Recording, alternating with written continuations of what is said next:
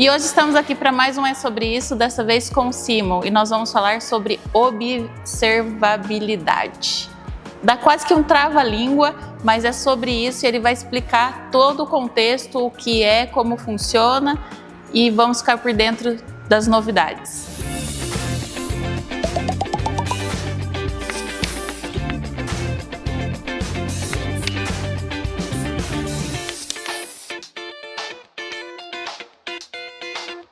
Seja muito bem-vindo, Simon. Obrigado, Gi. Eu gostaria que você falasse um pouquinho, porque eu vi que agora você é outro CIO. E aí conta para nós um pouquinho qual que é essa função, o que você faz. Bom, Gi, o CIO numa empresa geralmente costuma cuidar tudo que é a informação da empresa, né? Informação, a infraestrutura. Na prática, aqui na Octalink, eu costumo cuidar do produto, tá? Da infraestrutura desse produto e fazer de um jeito que aquele produto seja disponível 100% para os clientes e também para os colaboradores da Octalink, né? Já que eles usam também nosso produto. E também fica de olho em tudo que é o custo dessa infraestrutura, né? De manter esse produto no ar. E também participar e estar à frente da melhoria desse produto, tanto em parte de infraestrutura e também em parte da funcionalidade, para que cada vez mais o produto seja escalável, robusto e 100% disponível. Ah, entendi. Então isso impacta também no número de clientes novos que vão chegar. Exatamente. Precisa garantir a funcionalidade. Exatamente. A gente precisa sempre se atentar à escalabilidade. Então, tipo assim, por exemplo, você, daqui uma semana, você, Gi, fala assim, Simon, semana que vem a gente vai ter 100 mais clientes, a plataforma tem que estar pronta para receber esses 100 clientes sem quebrar. Isso é o meu trabalho aqui na Octalink. É uma baita de uma responsabilidade. É uma responsabilidade, porque se amanhã o sistema cai, ninguém mais consegue trabalhar, os clientes também não, sou eu que sou responsável disso. Meu Deus, corta. Ai, meu Deus. Ô Simon, mas assim, é um trabalho que demanda de uma responsabilidade muito grande, mas deve ser muito legal também de ver ele funcionando, rodando e sabendo o quanto de valor que você pode agregar para mais empresas, né, com a solução que a Octa oferece. Sim, então, a parte que é muito satisfatória é que, assim, a gente tem ferramentas de observabilidade, né, que você falou no começo do episódio, que permitem ter essa visão sobre o produto que as pessoas de fora não têm. Aqui internamente a gente usa umas ferramentas que você consegue ver tudo o que acontece com o produto por trás dos panos e que você consegue fazer melhorias sem ninguém perceber, mas que no global vão melhorar muito o sentimento de satisfação que o cliente tem de usar a plataforma. Certo. A velocidade, a rapidez, o tempo de resposta, a confiabilidade dos dados, a segurança, que é uma grande questão, né, no tipo de plataforma que a gente tem, que a segurança é muito importante, né? Então tudo isso está por trás dos panos. Então, a parte muito satisfatória é essa, é que você está por trás dos panos, você não está se mostrando, falando assim, eu sou a cara da Octalink, faço isso, mas por trás você sabe que você está deixando a vida do seu usuário bem melhor. Então, é mais ou menos o espetáculo acontece por trás dos bastidores. Sim. E tem muita coisa que a gente faz que ninguém percebe, mas que são melhorias de segurança, melhorias de performance, e que, tipo assim, vão permitir ao Octalink crescer rápido, sem dor. Nossa, essa é a melhor parte, né? Sem sofrência. Sem sofrer. Ô Simon, e conta um pouquinho também para nós, assim, a sua jornada, porque eu acredito, a Octalink, ela tem 7 anos de vida, você tá na empresa 5, né? Isso mesmo. E aí você... 5,5, quase 6. Quase 6. Então você pegou ela bem no comecinho. Quais foram, assim, os maiores desafios que a gente poderia até assim deixar para as pessoas que estão começando não desistirem, porque muitas empresas param ou quebram por isso também, né? Acaba se deparando com tanto desafio e acha que não vai dar conta. E qual que foram assim os pilares de sustentação que você fala, cara, passamos por esse desafio e foi 10 os aprendizados e evolução que a gente chegou hoje? Tem bastante coisas que eu participei, que eu fui ator de primeiro plano sobre algumas melhorias do sistema que fizeram a gente crescer rapidamente. Mas na visão da satisfação do cliente, né? E de diminuir também a sofrência que eles tinham no dia a dia no começo da empresa, né? Em termos de funcionalidade da plataforma.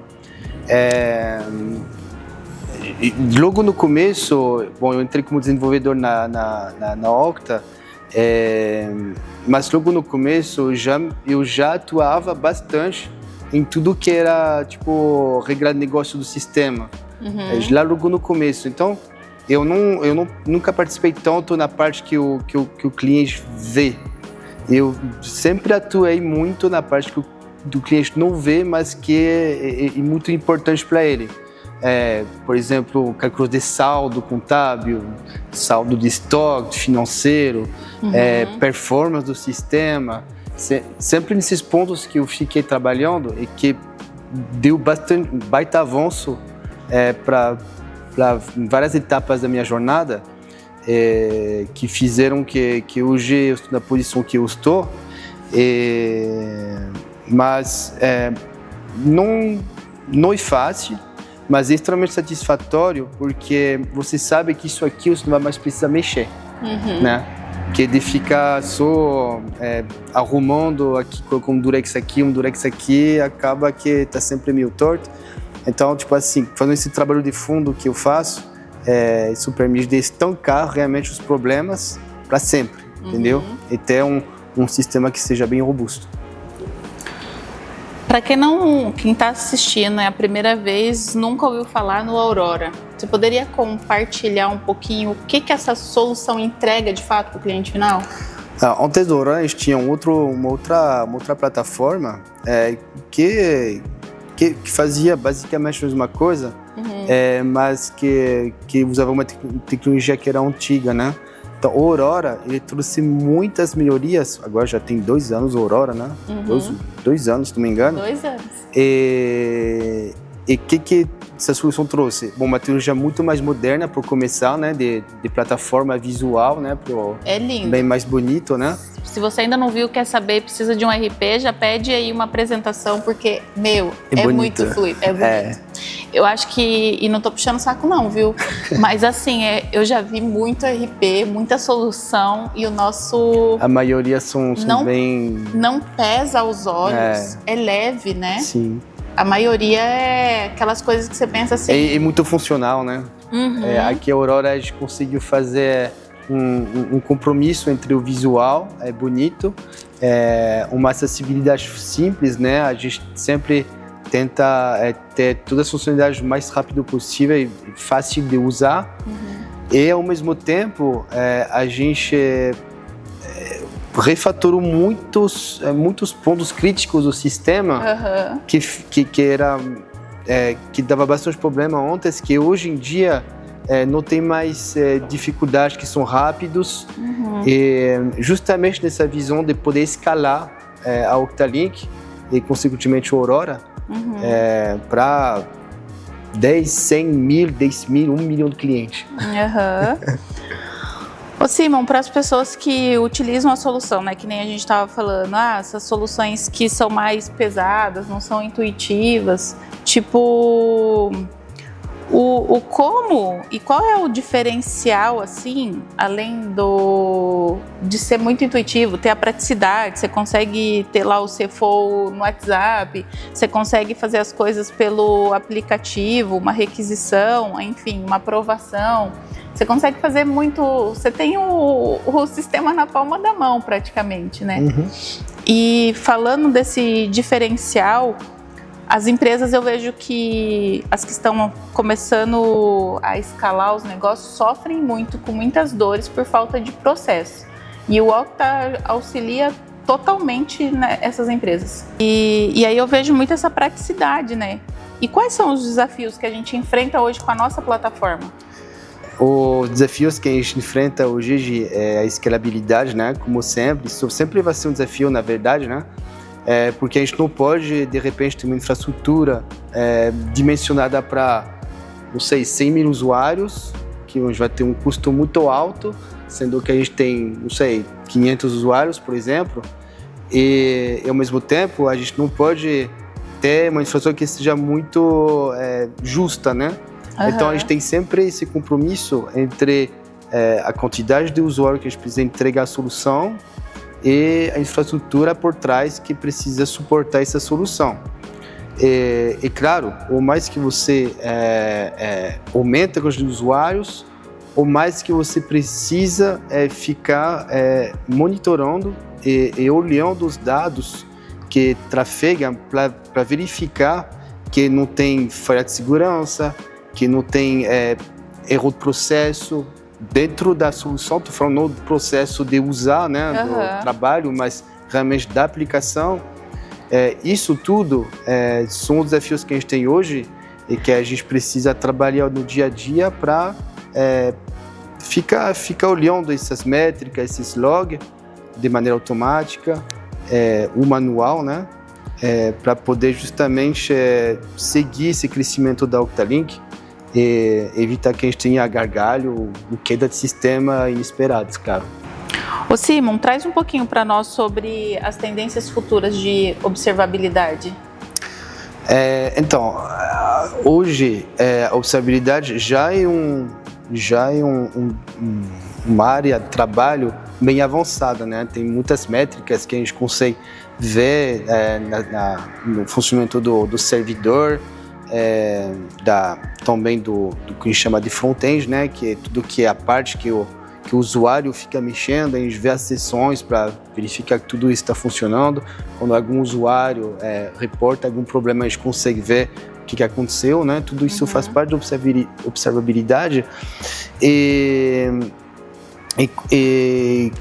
hoje, esses processos são bastante manuais. Tem algumas automatizações que a gente coloca uns alertas, a gente coloca aqui esse recurso subiu além do normal, a gente consegue dar uma olhada, mas acredito eu, com a chegada da IA em força no mercado, né, a gente consegue usar isso aí, a gente já consegue usar a IA, inclusive, mas ainda está um pouquinho tímido, mas a gente já consegue usar ela para nos ajudar a melhorar de maneira preditiva a infraestrutura, tá?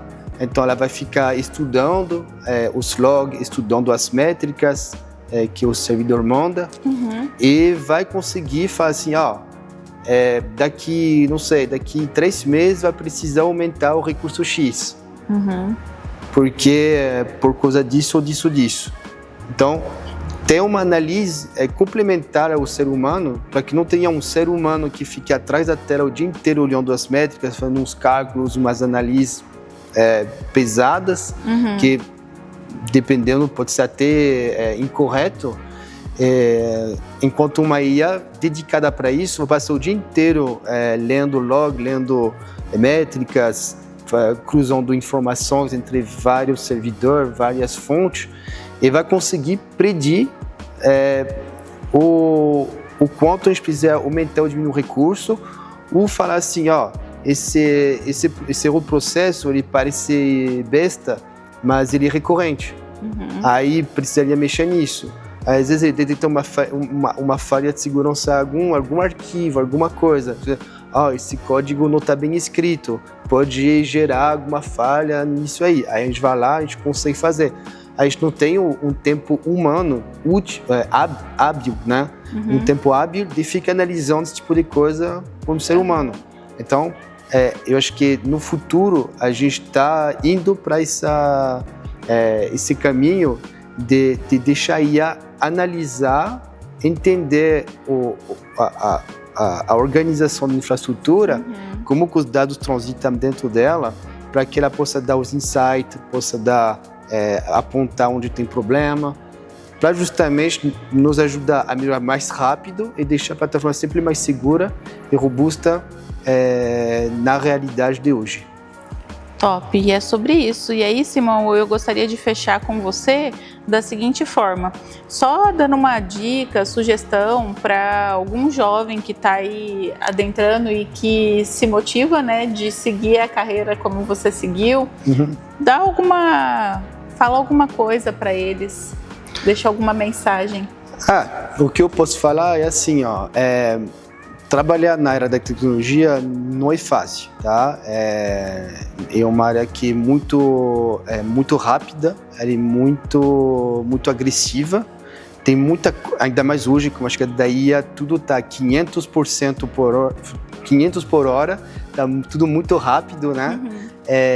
Então, tipo assim, não dá para seguir todos os caminhos. Então, minha sugestão é a seguinte, precisa ter uma visão global do mercado, mas tipo assim, seguir um caminho que a gente sente que a gente tem mais, afinidade, né? E ir a fundo nesse assunto, porque isso vai trazer carreira em empresas e, como sempre, nunca desistir, né? Nunca desistir, porque obstáculos tem muita dificuldade. Mas é nesses momentos que a gente aprende mais, né, com os erros, com as falhas, com as derrotas, mas com resiliência sempre consegue melhorar e voltar sempre mais forte. Então, o caminho é ir em um caminho que a gente se interessa, não desistir e que dá certo. E é sobre isso, espero que você tenha gostado, então curta, compartilhe, divulga para os amigos e aguarde aí os próximos episódios que vem muito conteúdo legal pela frente. Um abraço, tchau, valeu!